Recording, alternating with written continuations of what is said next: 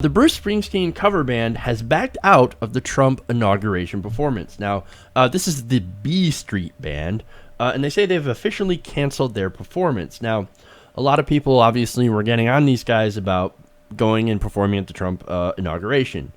Now, for me, I think the criticism, now that we know more information, might have been actually a little bit unfair. Turns out, even before the election was over, even before it happened, they had agreed to do the inauguration. So they had actually signed a contract back in 2013 to play this inauguration, whoever won. So that's actually interesting. I didn't actually know that.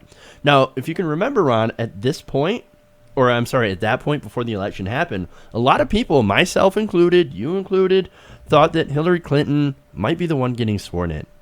I mean, right. I thought the election was going to be super, super close. But ultimately swing to Hillary Clinton in the end. Turns out I was wrong. I admit it. And look, let's be honest, it was still pretty close. Clinton won the popular vote, but still lost the Electoral College because of a few 100,000 votes split across 4 different swing states. So, well, because of archaic laws that can be traced back to slavery. That's also, you could probably blame the interstate cross-check system as well, which threw people, it's basically voter suppression that threw black people and minorities off the voting rolls. So, but anyway, most people thought, hey, it's going to be Hillary Clinton. I'm pretty sure these guys thought it's going to be Hillary Clinton. I don't have anything against her, right? That's them. Now, apparently this band, B Street Band, had also played both elections of Barack Obama, too. So, again, you can't really label these guys as terrible people or as Trump supporters. In a way, I guess it goes back to them being sort of apolitical. At least that's what they're trying to say. Then they shouldn't be a Bruce Springsteen cover band. Well, we'll get to that, and we'll probably agree with that. Now, in a statement to local paper Backstreets, never heard of it. It's a Bruce Springsteen fanzine. Okay, it makes sense. Yeah, the band it's said a Bruce that Springsteen fanzine. Backstreets is a beautiful song, Jeff. You should listen to it. I probably should. The band made clear that their lack of appearance has nothing to do with politics. So what does it have to do with? Well, in their words, quote, our decision is based solely on the respect and gratitude we have for Bruce and the E Street Band. Now, Bruce's music has been the foundation of our livelihood. The B Street Band would not exist without the talents of Bruce and our E Street brothers. Now, no shit. And they're not your brothers. You're attempting to be their clones. Yeah, okay. Now, Will Forte, the group's 63-year-old keyboardist, manager, agent, and publicist, told Rolling Stone magazine, quote, we had to make it known that we didn't want to seem disrespectful in any way, shape, or form to Bruce and his music and his band. I don't want to upset them. We owe everything to him, and our gratitude and respect to the band is imperative above all else. It became clear to us that this wasn't working, and we just had to do what we thought was the right thing, and that was to pull out, to get out of there. Now, a decision that should have been made November 9th. Yeah. Look, Springsteen hates Donald Trump. That's not a surprise. That shouldn't surprise anybody here, right? Still, he never weighed in. Probably yes, he did. Did he? Did he? Yeah. Oh, yeah. He said some stuff about Donald Trump. No, on this specifically, the B Street Band okay. He didn't weigh in on this one. He's weighed in on Donald Trump plenty of times. Yeah, I just said that he hates Donald Trump. Okay. No, he hates that guy. So, again, you had Gary Talent, by the way, the E Street Band's founding bassist, tweeting in response to news of the B Street Band's appearance, quote, please tell me this is more fake news or at least a joke. So we can get what they were feeling. You also had Stephen Van Zandt tweeted of the B Street Band, nice guys, met them. I wouldn't say right or wrong, up to them, but it's naive to think that one can separate art and politics. Art is politics, and that's where I think he agrees with you on this, that their music is art and art is political.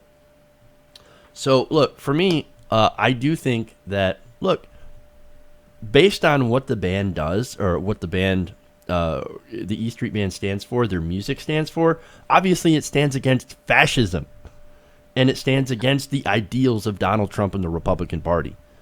Big time, man. I mean, Bruce Springsteen is adamantly pro-union. Yeah. He is adamantly working class. He's very socially progressive. When all the stuff went down with the North Carolina bathroom bill, they canceled their shows in North Carolina. Right. He does stuff for different food banks. He does stuff for different organizations. He makes the announcement every show, even when some of his fans that are more on the conservative end of the aisle boo him.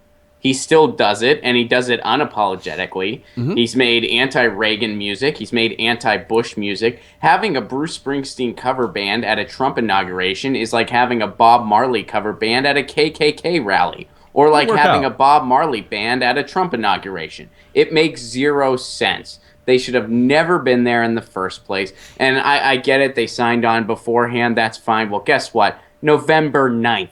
They should have released a statement. November 9th. It should not have taken till now. And it's because they don't really care that much about that part of what Springsteen's about.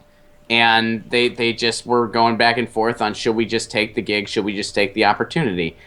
So they should not be a Bruce Springsteen cover band. You make your living off of someone else's art, off of someone else's work, and that includes that someone else's point of view. If you can't respect that, you don't deserve to make your living peddling their music. I think And by the ultimately- way, B Street is the most appropriate level they could have picked. Because guess what? Ouch. The A is Bruce Springsteen. They are the B, and it's quite a distant B. Quite distant. man, you guys have strong feelings on this one.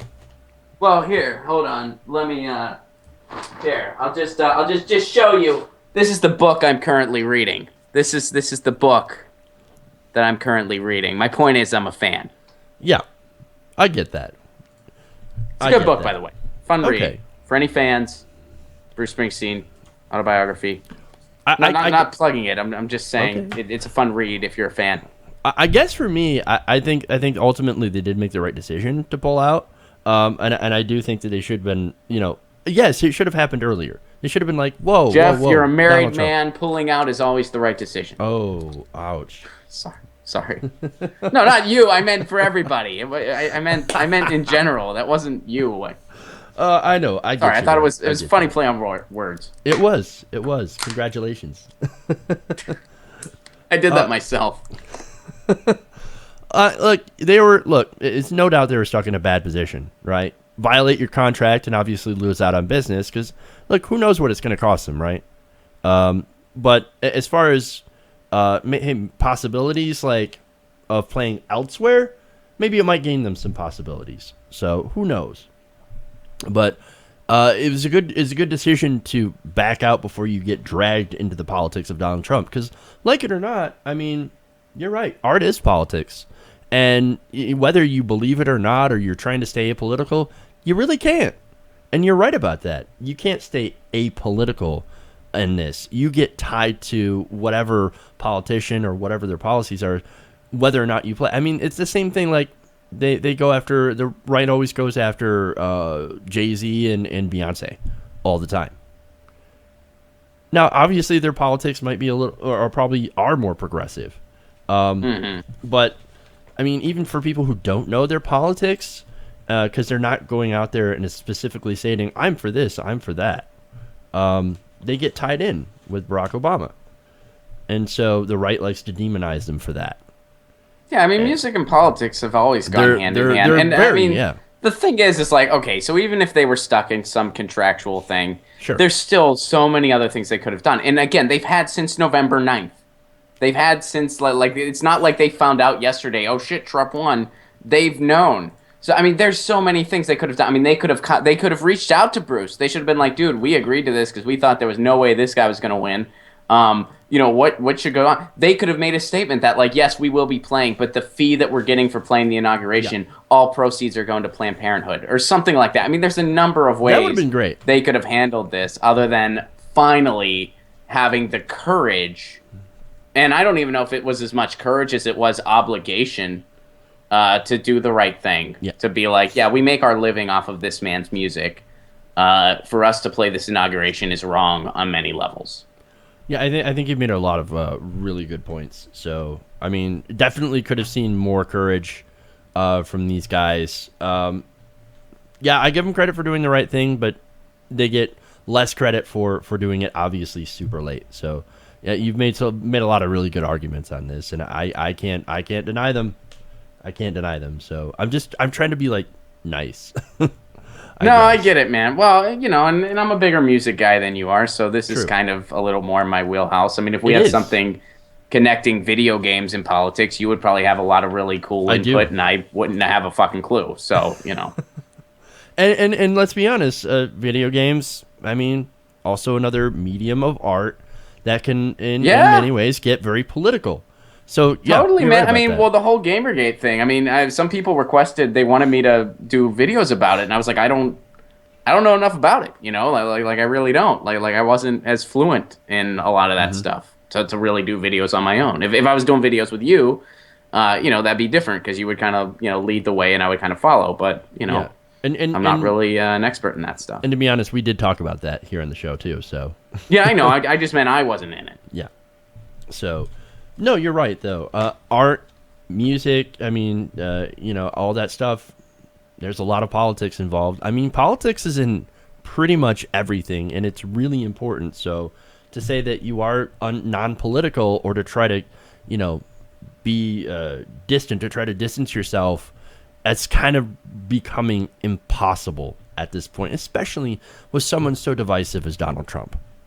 Hey everybody, thanks for watching this video. If you want to see more like this, please hit the subscribe button below. And if you want to support truly independent, non-corporate media, go to our Patreon page and become a patron. Patreon.com/TYTNation.